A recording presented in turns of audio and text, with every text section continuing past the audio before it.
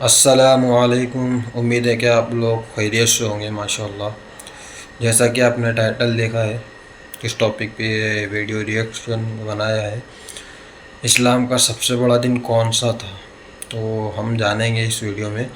بہت ہی انٹرسٹنگ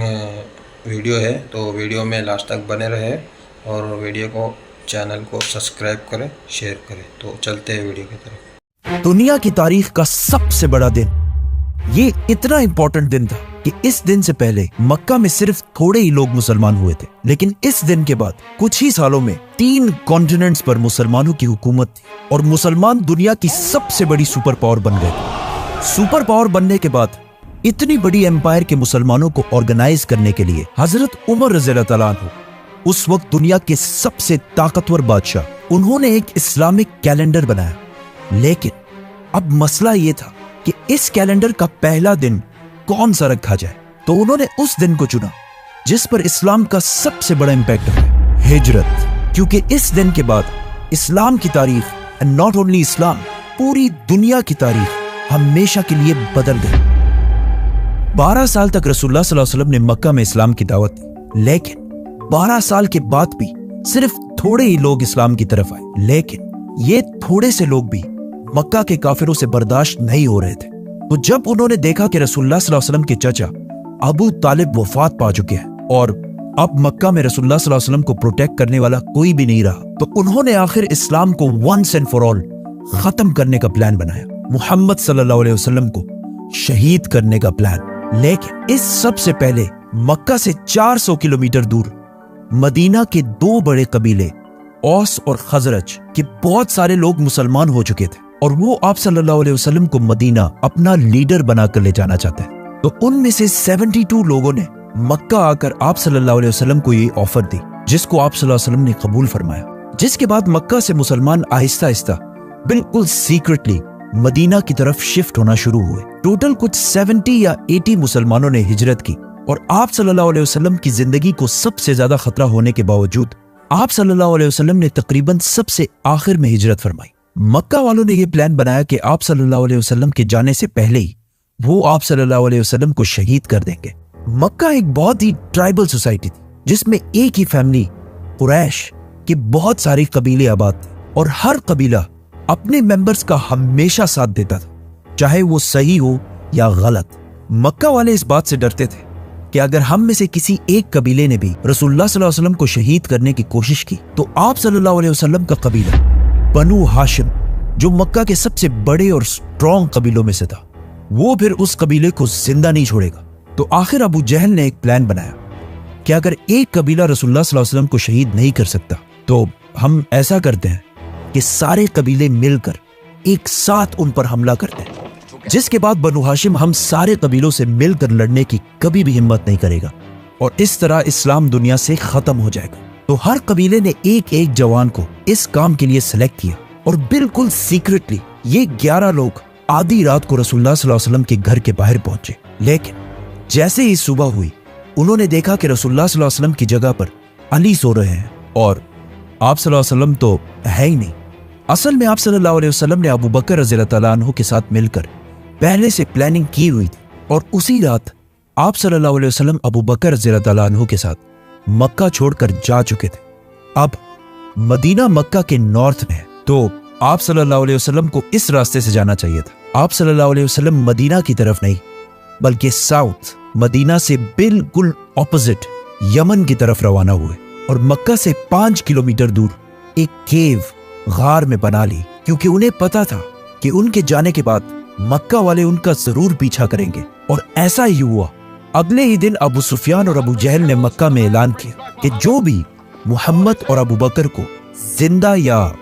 لے کر آئے گا اسے 100 اونٹ کا انعام دیا جائے گا، اور اگر ان 100 اونٹوں کو آج کے ریٹ میں دیکھا جائے تو یہ 1 یا 2 کروڑ روپے بنتے ہیں، جس کی وجہ سے مکہ سے بہت سارے لوگ مدینہ کے راستے پر آپ صلی اللہ علیہ وسلم کو تلاش کرنے لگے۔ لیکن جب مدینہ کے راستے پر وہ نہیں ملے تو انہوں نے دوسرے سائڈز میں بھی دیکھنا شروع کیا اور ایک گروپ تو رسول اللہ صلی اللہ علیہ وسلم کے غار تک بھی پہنچا اور بہت قریب آ کر بھی وہ انہیں دیکھ نہیں سکے اور وہاں سے واپس چلے گئے۔ مکہ میں ابو جہل اور باقیوں نے مل کر حضرت علی رضی اللہ تعالیٰ عنہ کو بہت مارا، لیکن उन्होंने आप सल्लल्लाहु अलैहि वसल्लम की लोकेशन के बारे में कुछ भी नहीं बताया। फिर वो सीधा अबू बकर रज़ी अल्लाह तआला अन्हु के घर पहुंचे और उन्होंने उनकी बेटी अस्मा से पूछा, लेकिन उन्होंने कुछ भी नहीं बताया। तो अबू जहल ने उनके मुंह पर जोर से थप्पड़ मारा। हजरत अस्मा इस सब के बावजूद भी 3 दिन तक मक्का वालों से छुपकर गारे सूर में आप सल्लल्लाहु अलैहि वसल्लम और अबू बकर रज़ी अल्लाह तआला अन्हु तक खाना पहुंचाती रही। आखिर 3 दिन के बाद आप सल्लल्लाहु अलैहि वसल्लम गारे सूर से रवाना हुए। अबू बकर रज़ी अल्लाह तआला अन्हु ने पहले से ही एक आदमी से डील कर रखी थी और उसे अपने 2 बेस्ट ऊंट भी दिए थे कि 3 दिन के बाद हमसे आकर इस गार में मिलना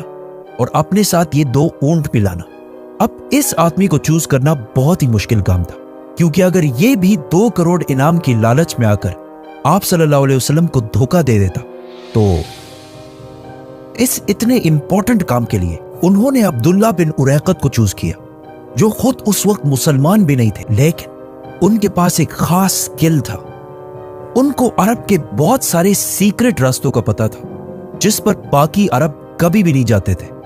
और आप सल्लल्लाहु अलैहि वसल्लम को एक ऐसे ही आदमी की जरूरत थी, क्योंकि उस वक्त पूरा अरब आप सल्लल्लाहु अलैहि वसल्लम को ढूंढ रहा था। तो आप सल्लल्लाहु अलैहि वसल्लम ने इतने इंपॉर्टेंट मिशन के लिए मुसलमान होने पर नहीं बल्कि मेरिट की बेस पर अब्दुल्ला बिन उरैकत को चूज किया। जैसे ही अब्दुल्ला बिन उरैकत वो ऊंट लेकर पहुंचे तो आप सल्लल्लाहु अलैहि वसल्लम ने अबू बकर रज़ी अल्लाह तआला अन्हु से कहा कि मैं सिर्फ एक शर्त में इस ऊंट पर बैठूंगा कि मैं इसकी पूरी पेमेंट तुम्हें अदा कर दूं। इतने सख्त हालात में भी आप सल्लल्लाहु अलैहि वसल्लम इन टाइनी डिटेल्स का भी ख्याल रखते थे। एंड नॉट ओनली दैट, जब मक्का का हर कबीला आप सल्लल्लाहु अलैहि वसल्लम को शहीद करना चाहता था तो आप सल्लल्लाहु अलैहि वसल्लम ने हजरत अली को जाने से पहले मक्का में छोड़ा ताकि वो उन अमानतों को वापस लौटा सके जो मक्का के लोगों ने आप सल्लल्लाहु अलैहि वसल्लम के पास रखी थी। अब्दुल्ला बिन उरैकत आप सल्लल्लाहु अलैहि वसल्लम और अबू बकर रज़ी अल्लाह तआला अन्हु को अगेंस्ट साउथ मदीना से बिल्कुल ऑपोजिट यमन की तरफ लेकर गया, और जब मक्का से बहुत दूर चला गया तो उन्हें वापस मदीना की तरफ मोड़ा और आप सल्लल्लाहु अलैहि वसल्लम को समंदर के बिल्कुल करीब से बिल्कुल सीक्रेट रास्तों पर मदीना की तरफ रवाना किया। मदीना पहुंचने से पहले आप सल्लल्लाहु अलैहि वसल्लम ने कुबा में कुछ दिन क़याम किया और आखिर कुछ दिनों बाद मदीना की तरफ रवाना हुए, और उस दिन मदीना वालों ने आप सल्लल्लाहु अलैहि वसल्लम का ऐसा इस्तकबाल किया जिसे आज तक दुनिया याद रखती है।